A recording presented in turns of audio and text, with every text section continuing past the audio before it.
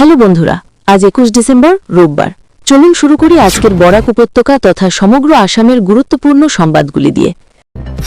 প্রাক্তন অগ্নিবীরদের জন্য বড় ঘোষণা করা হয়েছে। বিএসএফে কনস্টেবল পদে নিয়োগের ক্ষেত্রে প্রাক্তন অগ্নিবীরদের জন্য 50% কোটা সংরক্ষণ করা হয়েছে। এর ফলে অগ্নিবীরদের নিরাপত্তা বাহিনীতে কর্মসংস্থানের সুযোগ আরও বাড়বে।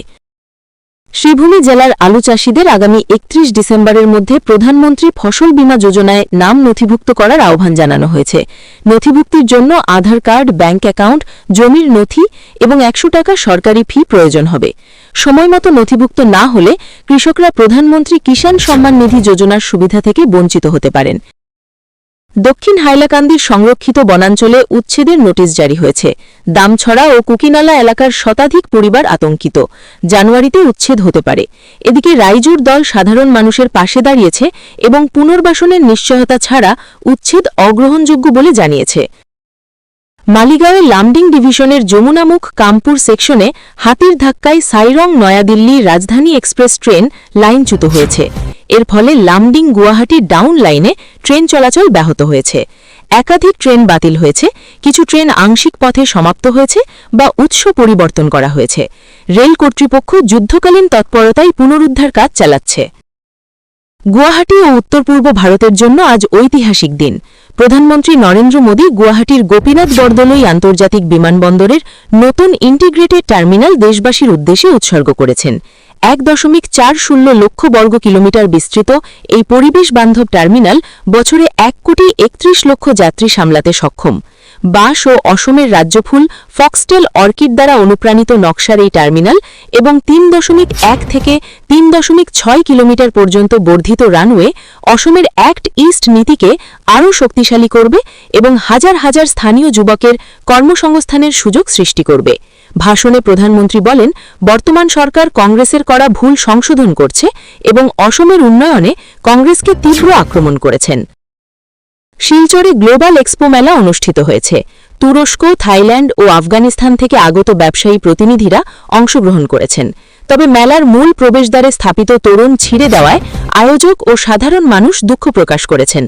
আন্তর্জাতিক অতিথিদের সম্মান রক্ষা এবং শহরের ভাবমূর্তি বজায় রাখার আহ্বান জানানো হয়েছে।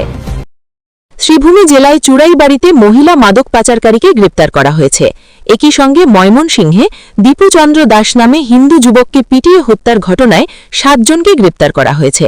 বাংলাদেশে হিন্দু নির্যাতনের প্রতিবাদে শিলচরে বিজেপি যুব মোর্চার উদ্যোগে প্রতিবাদ মিছিল ও কুশপুতুল দাহ করা হয়েছে। শ্রীভূমি শহরের পুরাতন মিশন রোডে ই-কার্ট ডেলিভারি বয় সুদর্শন দাসের ওপর সুজিত দাসের হামলার অভিযোগ উঠেছে। ঘটনার তদন্ত চলছে।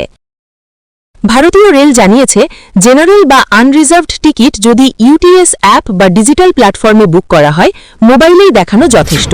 তবে টিকিটটি অবশ্যই সেই মোবাইলেই দেখাতে হবে যে থেকে বুক করা হয়েছে, অন্যথায় হার্ড কপি সঙ্গে রাখা বাধ্যতামূলক। হাইলাকান্দি রেভিনিউ সার্কেলে খাজনা আদায় প্রক্রিয়া ডিজিটাল ই-খাজনা পোর্টালের মাধ্যমে সম্পূর্ণ স্থানান্তরিত হয়েছে। এই উদ্যোগ খাজনা জমা দেওয়াকে আরও স্বচ্ছ, সহজ এবং সময় সাশ্রয়ী করেছে। পাতারকান্দি বাইপাসে একটি ডাম্পারের ধাক্কায় বোলেরো ও স্করপিও ক্ষতিগ্রস্ত হয়েছে। বোলেরোতে থাকা 4 জন ভারতমালা প্রকল্পের কর্মী গুরুতর আহত হয়েছেন। বড়দিন উপলক্ষে গুয়াহাটি ও সাইরংয়ের মধ্যে বিশেষ ট্রেন চালানোর সিদ্ধান্ত নেওয়া হয়েছে। গুয়াহাটি থেকে 22 ও 24 ডিসেম্বর এবং সাইরং থেকে 23 ও 25 ডিসেম্বর চলবে।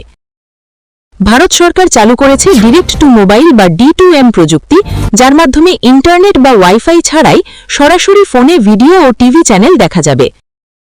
বিশ্বব্যাংক পাকিস্তানকে $70 কোটি আর্থিক সাহায্য মঞ্জুর করেছে। এই তহবিল দেশটির অর্থনৈতিক স্থিতিশীলতা বজায় রাখা এবং বিভিন্ন উন্নয়ন প্রকল্পে সহায়তা করবে। সবশেষে আবহাওয়ার খবর। আজ বরাক উপত্যকার 3 জেলায় আকাশ পরিষ্কার। 3 জেলায় সর্বোচ্চ তাপমাত্রা প্রায় 27 ডিগ্রি সেলসিয়াসের এবং সর্বনিম্ন 13 ডিগ্রির কাছাকাছি ছিল। এই ছিল আজকের বিশেষ সংবাদ। ভিডিওটি ভালো লাগলে লাইক করুন আর এইভাবে প্রতিদিনের তথ্যপূর্ণ খবর পেতে চ্যানেলটি সাবস্ক্রাইব করতে ভুলবেন না। ধন্যবাদ বন্ধুরা। আগামীকাল আবার দেখা হবে নতুন খবর নিয়ে। জয় হিন্দ।